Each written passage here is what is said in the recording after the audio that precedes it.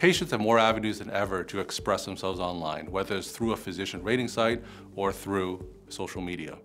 And it's inevitable that every single doctor eventually will be faced with criticism on the web, so you need to know what to do when that happens. So I want to share a few tips. My first tip is to listen to that criticism, because when patients leave reviews on the web, it's the only way they can have a voice.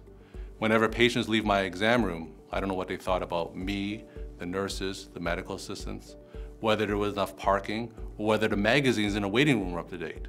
But all of these issues matter to patients, and you need to hear about them to see if there's anything correctable.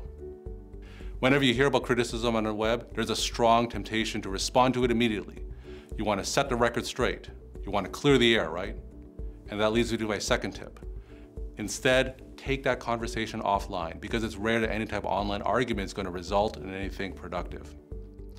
So perhaps you can have a standard reply thanking that patient for his comment, asking him to call the clinic, and if you could resolve the dispute over the phone or in person, that patient may take down his comment or even add an addendum saying, you know what, this office is listening to what I have to say, and that can turn a negative situation into a potentially more constructive one. And here's my final tip. Don't sue. Avoid the courts. There are very few lawsuits where doctors successfully sued rating sites to take down negative ratings.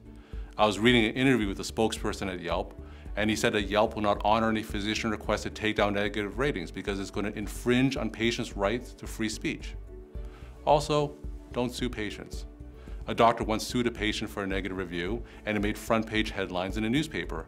And now whenever you Google that doctor's name, that newspaper story comes up as the first result. And that's an example of what's known as the Streisand Effect.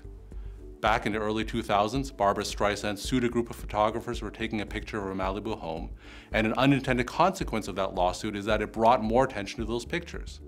So if you sue patients, you're just going to bring more attention to that criticism. Don't sue, avoid the courts, beware of the Streisand effect. And those are just a few strong tips to manage criticism on the web.